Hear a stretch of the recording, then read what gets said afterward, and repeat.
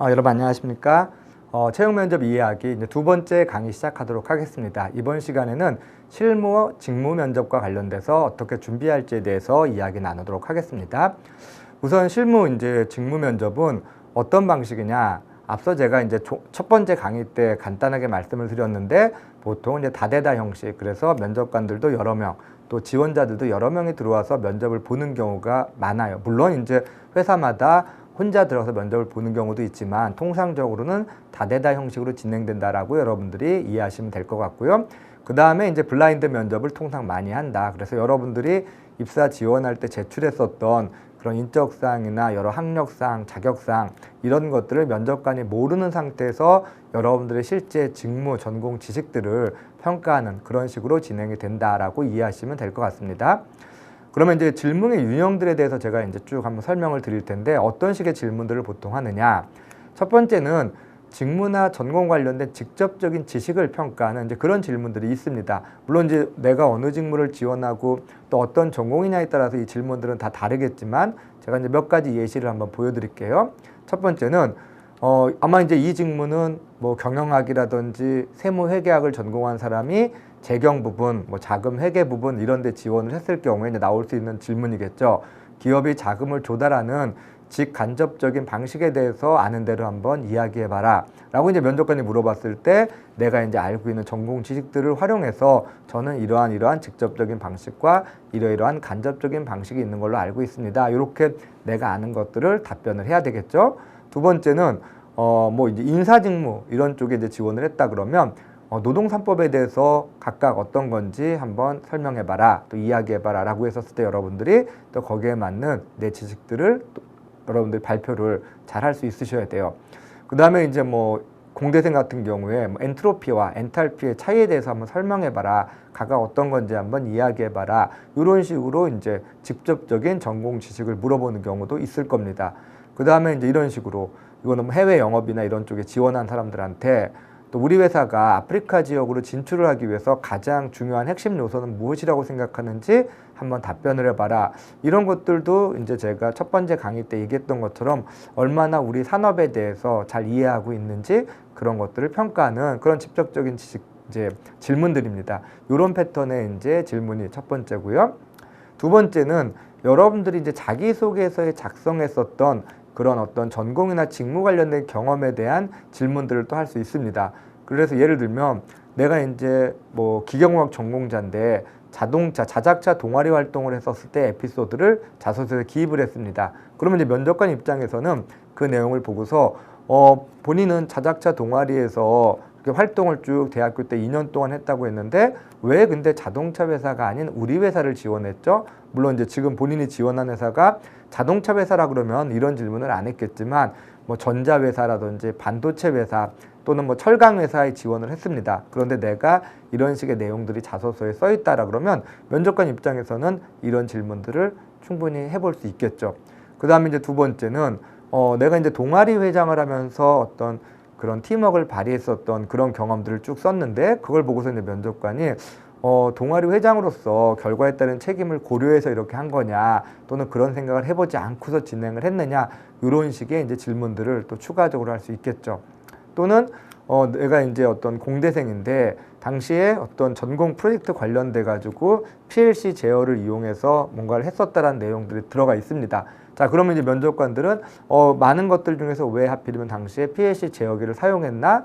또는 그거 말고 다른 제어 방식들은 알고 있는 게 있는지, 또 더 나은 방식이 있으면 어떤 거라고 생각하는지, 그런 식으로 전공에 대한 이해를 얼마큼 하고 있는지 이런 것들을 검증하는 것도 이제 이런 실무 면접에서 진행될 수 있는 질문이라고 여러분들이 이해를 하시면 돼요. 그러면 이제 이런 질문을 받았을 때 특히나 이제 앞장에서 보여줬던 질문 같은 경우에 여러분들이 직접적인 전공 지식 물어봤는데 정말 순간적으로 기억이 안 난다.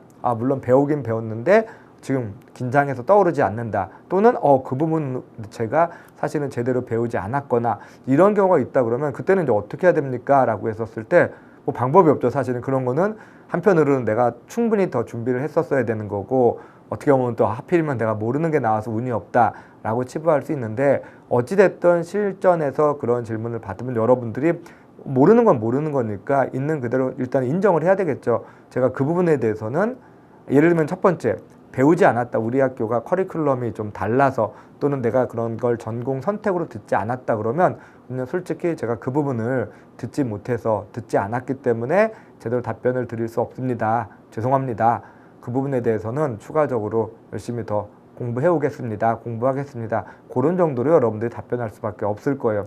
또는 내가 배웠고 당연히 배워야 될 건데 순간적으로 생각이 나지 않는다 그러면 그때는 이제 여러분들이 죄송합니다. 지금 긴장해서 그런지 그 부분을 제가 이렇게 배웠는데 당장 떠오르지 않아서 답변을 드리지 못합니다. 라고 이제 여러분들이 얘기를 할 수밖에 없어요. 뭐 그렇게 얘기하면 괜찮냐?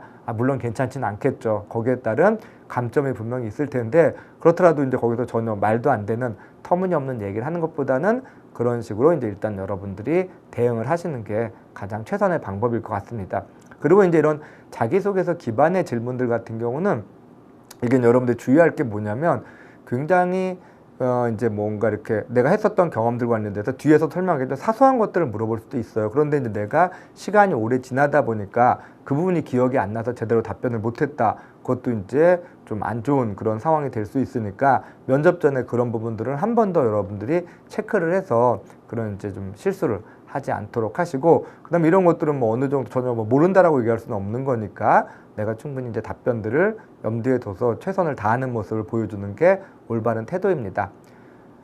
그 다음에 이제 뭐 이런 것들, 사소한 게 이런 거죠. 뭐 당시에 어떤 부품을 어디서 구입했느냐. 물론 내가 열심히 한 게 맞는데 당장 그런 담당자는 아니었었거나 또는 시간이 좀 초과돼서 이렇게 한참 지나서 이걸 우리가 실험실에서 빌려온 건지 또는 어떤 인터넷에서 구입한 건지가 제대로 기억이 안 나서 어물쩡물하거나 답변을 못하게 되면 면접관 입장에서는 부정적으로 검토를 합니다. 이 지원자는 앞서서는 또 자기소개서에는 본인이 핵심적인 역할을 했다라고 다 써놨는데 또는 그렇게 얘기를 했는데 그러면 당연히 이러한 주요 부품을 어디서 구입했는지도 당연히 알아야 되는데 그걸 모른다? 그건 다시 말해서 이 지원자가 과장해서 본인의 경험들 썼나 보다. 제대로 열심히 한 건 아닌데 열심히 했다라는 식으로 표현을 했나 보다. 이렇게 이제 부정적으로 보게 되면 전체적으로 면접에서 좋은 결과를 얻기가 어렵습니다. 그런 것들도 한번 여러분들이 참고해서 준비를 해 두시기를 당부드리겠습니다. 그 다음에 이제 상황 기반 질문들인데 이제 이런 것들이 좀 자주 나와요. 특히나 공기업에서는 이런 질문들을 참 많이 합니다. 그래서 뭐 굉장히 여러 가지가 있겠지만 그 중에 이제 몇 가지 좀 자주 나오는 것들을 제가 한번 추려봤는데 이런 것들이죠. 뭐 지금 본인이 회사에서 중요한 일들을 빨리 처리해야 될 일을 하고 있다. 그런데 그때 본인에게서 굉장히 중요한 개인적인 일이 발생을 했다. 자, 이럴 때 어떤 선택을 할 거냐? 또는 상사가 부당한 업무 지시를 내렸을 때 어떻게 할 건지, 또는 회사의 이익을 위해서 어떤 거래처에 접대를 해야 되는 상황이 됐을 때 본인은 어떻게 할 건지, 또 너무 일이 과중돼서 내 어떤 삶에 영향을 초래하거나 삶에 지장을 받는다. 자, 이럴 때 어떤 선택을 할 거냐?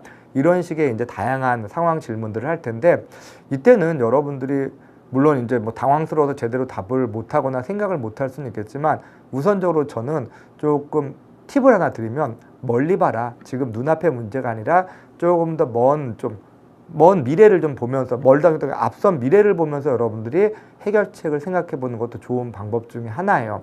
예를 들면요. 과중한 일로 본인의 삶에 지장을 받게 되면 어떻게 하느냐라고 했었을 때 흔히 말해서 요즘 뭐 워라밸 관련된 얘기인데 대부분의 이제 지원자들이 이렇게 답변을 하겠죠. 저는 회사 일을 중요시하기 때문에 어떤 그런 사적인 내 그런 삶에 라이프적인 측면에서 문제가 있더라도 일단은 회사 일에 집중하겠습니다. 그렇게 여러분들이 얘기했다 그래서 면접관들이 기특하거나 대견하게 보지는 않겠죠. 말로 저렇게 하고 나중에 입사해서는 또 그러지 않을 텐데 이제 이렇게 생각을 할 수 있습니다. 또 한편으로 그러면 내 삶이 중요하다 그러면 아니 저런 사람을 우리가 뽑아야 되나? 라고 또 부정적으로 또 생각을 하겠죠. 그래서 이런 것 같은 경우는 어떤 식의 답이 있느냐? 예를 들면 지금 당장 들어와서 내가 일을 하게 됐었을 때 일이 많으면 그거를 내가 안 하겠다라고 하면 입사할 이유가 없겠죠. 그래서 그런 일을 열심히 하되 대신 앞으로는 내가 빨리 일을 배워서 나는 이후부터는 내가 하는 일을 좀 더 효율적으로 만들겠다. 좀 더 이걸 빠른 시스템을 통해서 또는 여러 가지 개선을 통해 가지고 좀 더 능률적으로 일을 할 수 있게끔 만들어서 앞으로 미래에는 내 일과 삶의 균형이 잘 맞으면서도 업무의 성과는 더 높일 수 있는 그런 역할을 하고 싶습니다 라고 얘기했었을 때 면접관 입장에서 더 좋은 답변으로 들린다라는 거죠.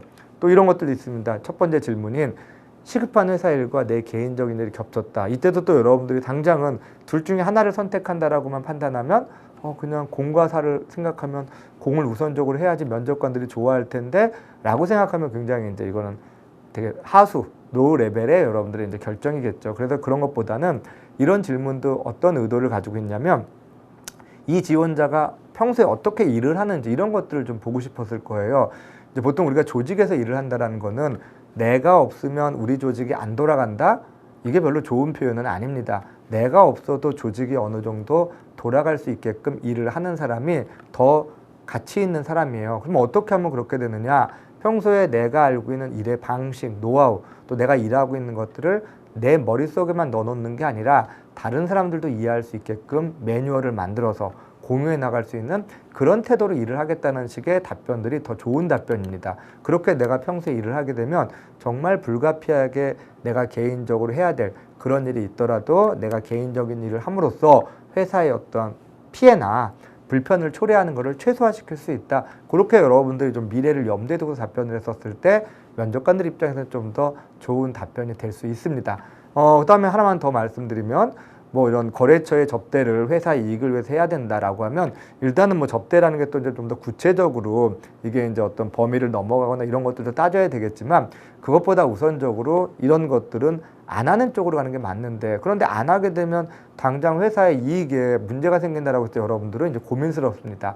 그래서 그럴 때도 내가 이런 것들을 단호하게 안 하는 쪽으로 가는데 그 이유가 하지 말아야 되니까 그런 게 아니라 지금 당장은 이익이 생기거나 또 지금 당장은 그걸로 인해서 우리가 손해를 보더라도 길게 봤을 때는 우리가 원칙을 지켜서 또 정도를 지켜서 일을 했었을 때 그게 더 나은 미래를 만들 수 있을 거라는 생각을 하기 때문에 저는 이런 부분에 대해서는 좀 단호하게 또는 이게 아닌 다른 방법을 통해서 일을 처리할 수 있도록 노력하는 모습을 보이겠습니다. 이런 식으로 여러분들이 답변을 해주게 되면 좀 더 좋은 답변이 될 수 있습니다. 자, 그래서 이제 이렇게 한번 정리해 보면요. 실무 면접들은 여러분들의 전공 지식이나 또 회사에서 발생할 수 있는 일하다가 발생할 수 있는 상황에 대한 것들을 이제 여러분들이 질문 받았을 때 답변을 해야 되는 건데 우선 첫 번째 것들은 여러분들이 이제 면접 가기 전에 열심히 노력을 하셔야 될 것 같고요. 그 다음에 이제 지금 보이던 상황 질문 같은 경우는 이제 물론 뭐 어떤 것들이 나올지는 모르겠지만 이제 주로 나오는 상황들에 대해서 제가 지금 몇 가지 이제 예를 들어준 것처럼